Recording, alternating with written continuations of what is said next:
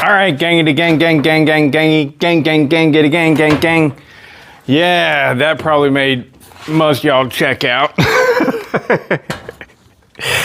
All right, I told you I like this little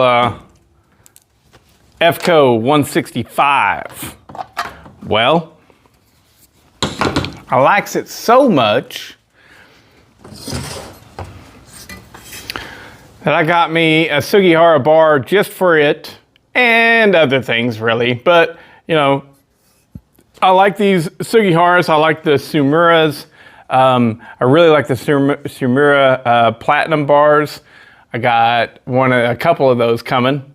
But for right now, this is the Sugihara 3/8 050 Husky small mount. This right here takes the small mount. And I got it from, here's the important bit, TristarLLC.com. Why is that important? You can get these bars all over the place. Well, right now, currently, TriStar is having a sale. So right now, as of...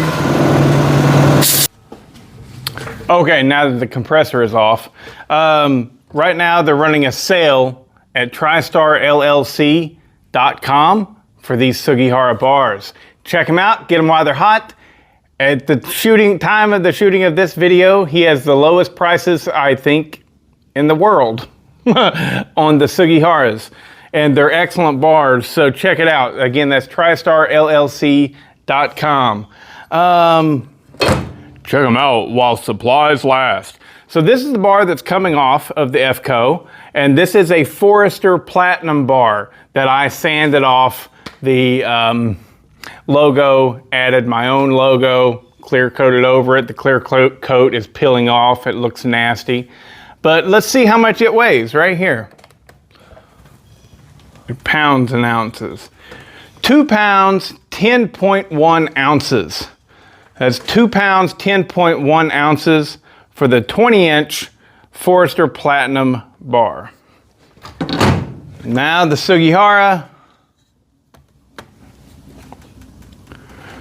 2 pounds, 2.9 ounces. So that saves you 7 ounces, about half a pound. A little bit more than that. So, yeah. Is it worth it? I think so. More importantly, it's pretty. I like my shit to look good. I like my saws like I like my women. I like them to look good.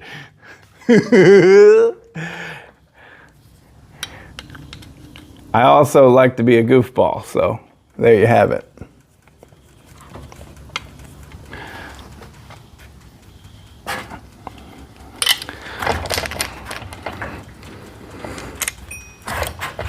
Oh, almost. Ah, there we go. Yeah. So I used this just the other day doing a little job around my property, cutting up an old oak that fell on a fence. Didn't have to do a whole lot of cutting. It was already cut. But this thing running perfect. It was running out of gas, and I had cut with it with the recoil side facing down, and you know, like a dece, and that was enough to get that fuel filter to fall towards the gas cap side. And then whenever I turned it the opposite direction, that fuel filter wanted to stay in that position. And, well, it was running out of fuel. It wasn't able to pick up fuel. I had to reach in there with my knife and get that fuel filter back down to the other side. Had to just push on it a little bit. Oh yeah, oh yeah.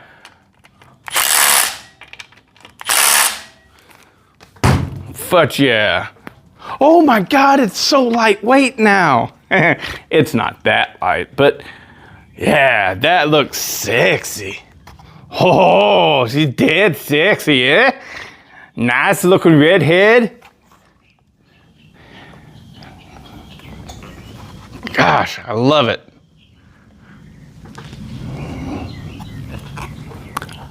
Yeah, this is quite the good running little saw now. It's ported up nice. I might actually go back in at some point, because I definitely left room to grow. The transfers on this, I left them pretty darn low. Transfers were at 124, maybe 125. But I might actually go back in there and raise those up to about 120, and should be able to get considerably more RPM with that. But I don't know, it runs really great now, sits there and just hits a lick and idles just fine. But I didn't do, if you guys don't know, with the port job on this, if you already watched the video, you already watched the video. I didn't do any machine work to the cylinder at all. I chose instead to get to use a Red 630 piston in it. And in doing that, the Red 630 piston was considerably taller, right? I mean, not huge, but it was taller. It was a good bit taller. And that ate up all of my squish. Yeah, I think, let me see here. Pull out the handy dandy notebook.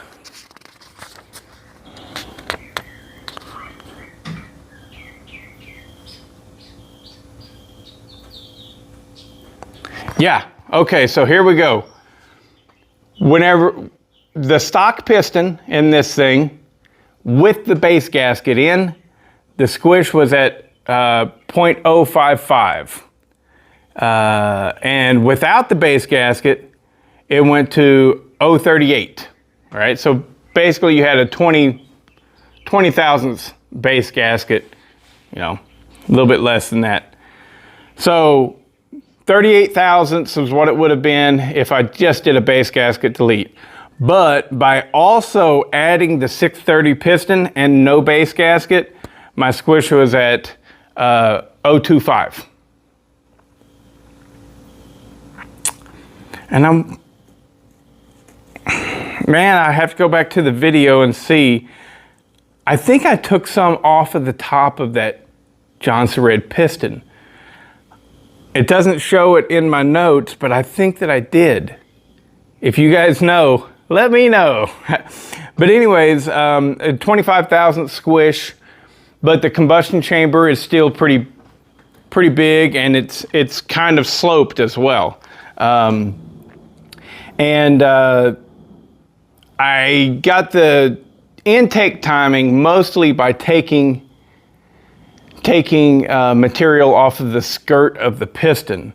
So we're at 79 on the intake, 100.8, or you would really just say 101 on the exhaust, and 124 on the transfers. So I might go back in there and raise the transfers up to 120, because this thing, it did cut at lower RPMs, but it's running so good. Honestly, am I going to go back into it? I don't know. And I really like it. So maybe I'll just leave well enough alone. But yeah, the new bar is awesome. And check them out. I just spoke with Jason today. You know, I went by his place to get this bar. Good dude. Good dude. And, you know, why would you want to give your money to an asshole? You know? If you can, you should give it to a cool and good dude. And that's a lot better. So yeah, If you're in the market for one of these Sugiharas, I think this thing ran me right at 90 bucks, which is about 20 bucks cheaper than anybody else. You know, that's a good deal. It's a really good deal. And get them while they're hot.